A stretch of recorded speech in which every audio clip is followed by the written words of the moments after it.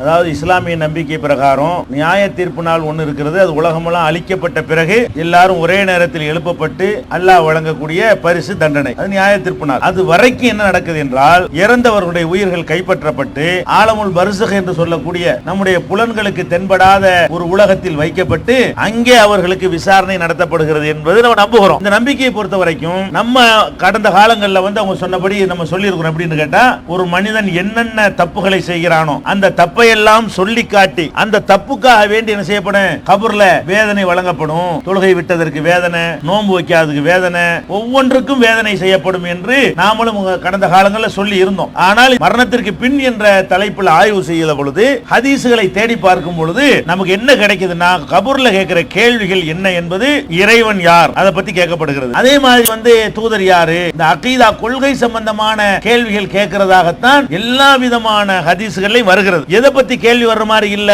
மற்ற வணக்க வழிபாடுகளை பத்தி எல்லாம் கேள்வி வர்ற மாதிரி இல்ல. இன்னும் சொல்ல போனால், அந்த ஹதீசுகள்ல எல்லாம் வரும் பொழுது மூமினாக இருந்தால் சரியான பதிலை சொல்வான், முனாஃபிக்காக இருந்தால் அல்லது காபிராக இருந்தால் அவன் சரியா பதில் சொல்ல மாட்டான் என்று ரெண்டாக பிரிக்கப்படுகிறது. மூமின்ல நல்லவன் கெட்டவன பிரிக்கப்படல. யாரு அல்லாஹ்வை சரியா நம்பி இருந்தாங்களோ அவங்க உன் இறைவன் யாருன்னு கேட்டா அல்லாஹ்னு சொல்லிடுவாங்க, உன் மார்க்கம் எதுன்னு கேட்டா இஸ்லாம்னு சொல்லிடுவாங்க, உனக்கு வழிகாட்டி யாருன்னு கேட்டா அந்தந்த உம்மத்துக்காரங்க அந்தந்த ரசூல் பேரை சொல்லுவாங்க. இப்படிதான் கேள்வி இருக்கே தவிர, ஒவ்வொரு தஸ்பீஹ், திக்ர், தொழுகை, இபாதத் மற்றதுக்கெல்லாம் கேள்விங்கிற மாதிரி ஒண்ணுமே நம்ம தேடி பார்த்த வரைக்கும் கிடைக்கவே இல்லை. அதிகபட்சமா என்ன கிடைக்குதுன்னு சொன்னா, 2 பேர் கபர்ல வேதனை செய்யப்படுவாங்க.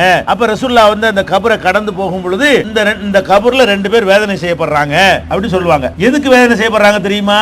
சின்ன விஷயத்தில் சின்ன ஒரு தப்பு செஞ்சதுக்கு தான் 2 பேர் வேதனை செய்யப்படுறாங்க. இந்த 2ல ஒரு ஆள் கோல் சொல்லிட்டு இருந்தாரு, இன்னொரு ஆளு சிறுநீர் கழிக்கும் பொழுது மறைவாக கழிக்காம எல்லாரும் பாக்குற மாதிரி சிறுநீர் கழிப்பாரு. இந்த மாதிரி ஒரு காரியம் செஞ்சதுனால இவங்க 2 பேரும் வேதனை செய்யப்படுறாங்கன்னு வருது. அப்ப இந்த 2 செயல் மட்டும்தான் இந்த பாவத்திற்காக, தப்புக்காக வேண்டி செய்கிற தண்டனை வருதே தவிர, வேற யாருடைய வேதனை ரசூலுல்லாஹ் கபூர்ல நடக்கிறது சொல்றாங்கல்ல, வேற யாருடைய கபூர்லயும் போய்கிட்டு அந்த தப்பு செஞ்ச தண்டனை, இந்த தப்பு செஞ்ச தண்டனை அவங்க வாழ்நாள்ல சொன்னதே கிடையாது. அப்ப அதையெல்லாம் கருத்துல கொண்டுதான் ரசூல் ஸல்லல்லாஹு அலைஹி வஸல்லம் அவர்கள் கபூர் வாழ்க்கையை பொறுத்த வரைக்கும் காபிரா இருந்தால், ஈமான் இல்லாதவனா இருந்தா அவனுக்கு அங்க தண்டனை. அல்லாஹ்வை சரியான முறையில் நம்பி சில செயல்பாடுகள்ல முன்ன பின்ன இருந்துச்சுன்னு சொன்னா அவனுக்கு தண்டனை கொடுக்கிற இடம் அது இல்ல, அது பின்னாடி இருக்கிறது. அந்த செயல்களுக்கெல்லாம் விசாரணை மகஷர்ல இருக்குது.